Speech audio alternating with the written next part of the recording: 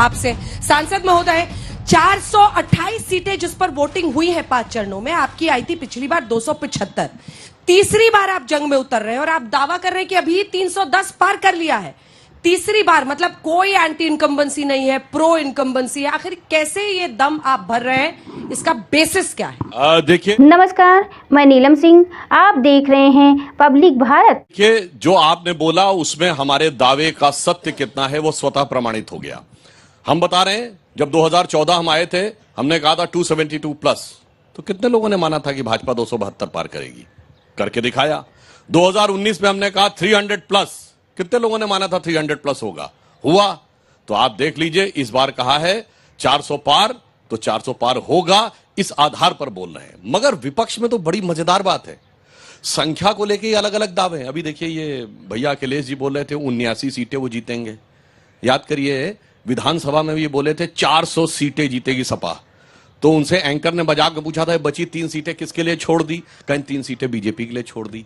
तो 3 छोड़े थे, हम पाए 255। अब कह रहे हैं कि 1 छोड़े हैं, तो कितने पाएंगे आप खुद समझ सकते हैं।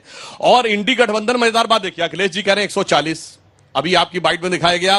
राहुल गांधी कह रहे हैं 150, फिर प्रियंका जी कहती है 180-85, फिर ममता बनर्जी कहती है 195 से 200, तो कहीं कहीं खड़गे जी बोल देते हैं 200, तो केजरीवाल बोलते हैं 230।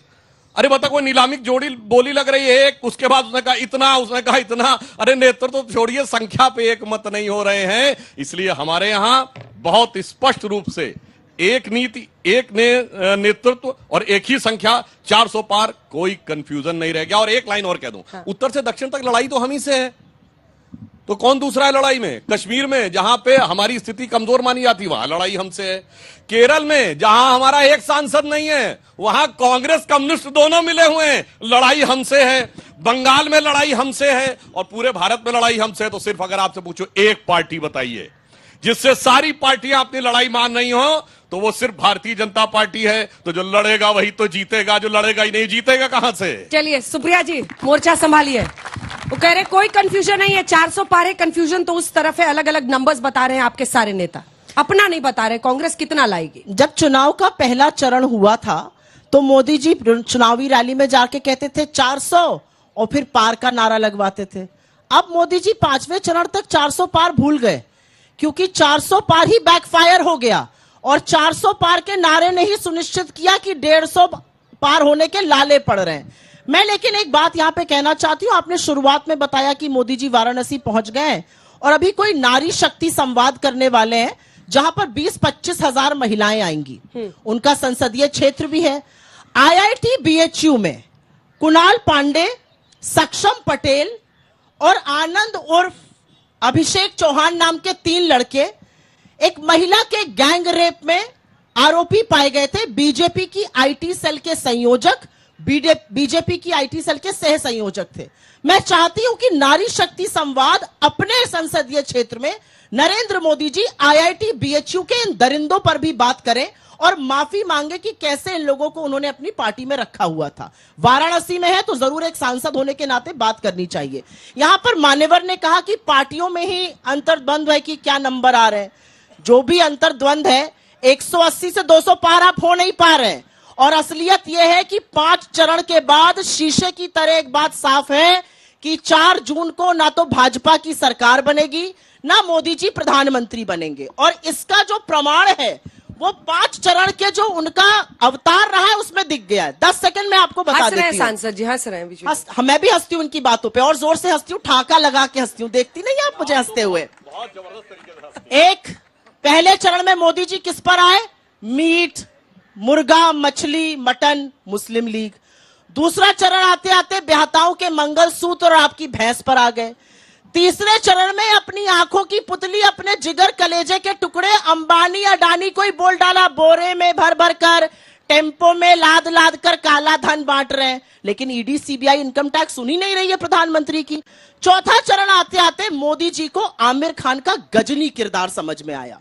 आप जैसी प्रबुद्ध पत्रकार ने उनसे एक इंटरव्यू किया, आपकी एक समकक्ष पत्रकार हैं, उनसे पूछा हिंदू मुसलमान, उन्होंने कहा मैं हिंदू मुसलमान करूं तो मैं सार्वजनिक जीवन में रहने योग्य नहीं हूं। जिस व्यक्ति का वजूद ही वो करके है जो 4 घंटे बाद फिर हिंदू मुसलमान मुसलमान करने लगा तो गजनी के कैरेक्टर में आ गए। और पांचवा चरण आते आते नरेंद्र मोदी जी और उनकी प्रोपेगेंडा मशीनरी उनको महाप्रभु भगवान जगन्नाथ का अनुयायी नहीं, प्रभु को उनका भक्त बताने लगी।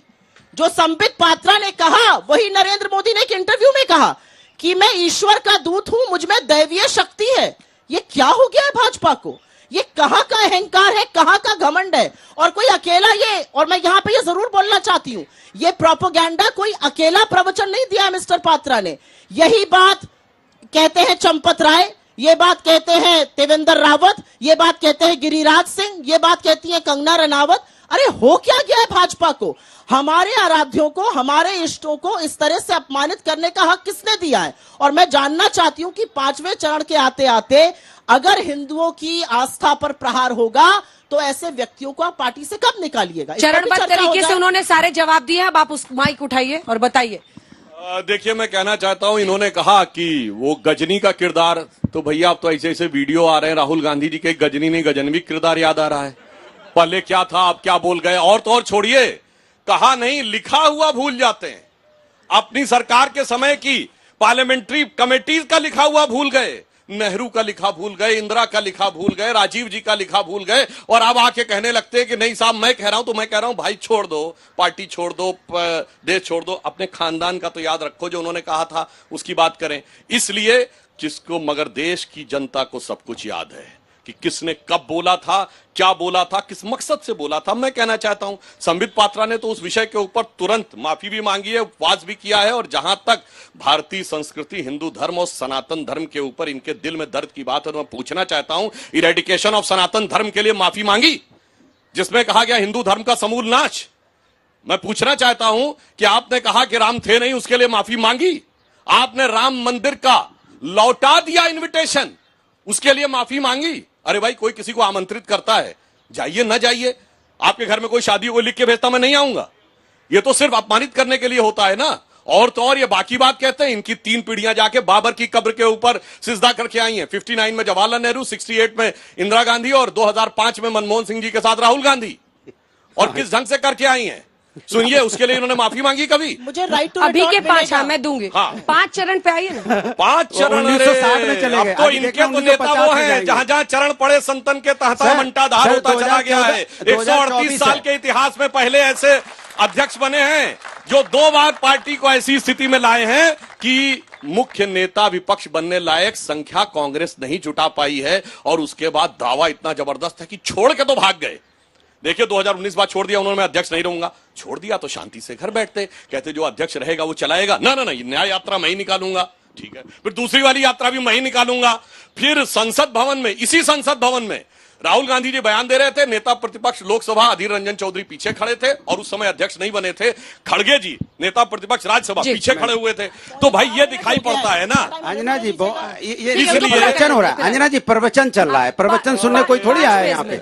ये बात कर रहे हैं, ये बात कर रहे हैं, कांग्रेस की वो सुनना चाहते हैं अपने रोजगार की बात। सुनिए, गठबंधन का सुनिए, आपको क्या गठबंधन की हकीकत सत्ता पक्ष में आपने क्या क्या जनता के लिए, आप बताइए, बच्चे बैठे उनके लिए क्या क्या आपने रोजगार के लिए, महंगाई के क्या क्या आपने बताइए, आप छात्रों के लिए क्या क्या बताइए। कमाल की बात कर रहे हैं आप। अनुराग जी बीच में नहीं, अनुराग जी देखिए, सुप्रिया जी नहीं, पहले सुप्रिया जी जवाब देते, छोटा सा जवाब वो देना चाह रही, क्योंकि राहुल जी पर ऐसे लिखा है उन्होंने। उसके बाद छोटा सा नहीं दूंगी, थोड़ा लंबा मैं भी दूंगी, जितना लंबा वो आधा देने दीजिए, टाइमर लगा लीजिए, बोलिए। छोटा सा नहीं दूंगी, थोड़ा सा लंबा दूंगी, समझा लीजिएगा पूरा जवाब। जलेबी ना बनाइए, बीच में बोलेंगे हम, ठीक। अनुराग जी यहाँ पर इस देश के युवा, यहाँ पर इस देश का भविष्य बैठा हुआ है, इनके सामने जलेबी बनाने से आपको क्या मिलता है, मैं ये जानना चाहती हूँ। ये पूछ रहे हैं कि 10 साल सत्ता में रहने के बाद आज जब हम चुनाव के मुहाने पर आए हैं, एक बार प्रधानमंत्री मंच से रोजगार की बात नहीं करते हैं, एक बार प्रधानमंत्री अग्निवीर पर माफी नहीं मांगते हैं, एक बार प्रधानमंत्री महंगाई खत्म करने की बात नहीं करते। अरे आप तो ऐसे प्रधानमंत्री बन गए जिन्होंने आटा, दही, पढ़ाई, दवाई सब पर जीएसटी लगा दिया। आप तो ऐसे प्रधानमंत्री बन गए जो ब्रजभूषण को शरण देते रहे और उसके बाद महिलाओं के साथ जो हुआ यही हुआ, यही घसीटी गई, यही उनको तो हुआ है, रोका गया। ये मैं पूछना चाहती हूँ। और मैं पूछना चाहती हूँ, आज कोर्ट ने चार्जेस फ्रेम कर दिए ब्रजभूषण सिंह के खिलाफ।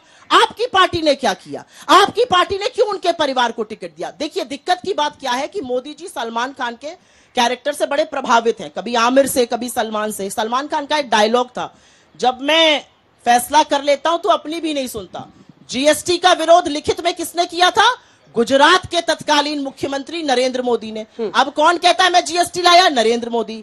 खाद्य सुरक्षा अधिनियम का विरोध किसने किया? लिखित में किया नरेंद्र मोदी जी ने। अब कौन दिन भर बोलता है 5 किलो राशन? नरेंद्र मोदी जी। आधार का विरोध लिखित में किसने किया? नरेंद्र मोदी जी ने। तो दिक्कत की बात यह है कि जब चुनाव का वक्त आया, देश की जनता जानना चाहती है। 10 साल आपको प्रचंड बहुमत दिया, आपने 10 साल में हमारे लिए स्वस्थ रहने के लिए इस्तेमाल करें अयोध्या धाम का श्री राम नाम स्पेशल निरोगी चूर्ण और बुकनू।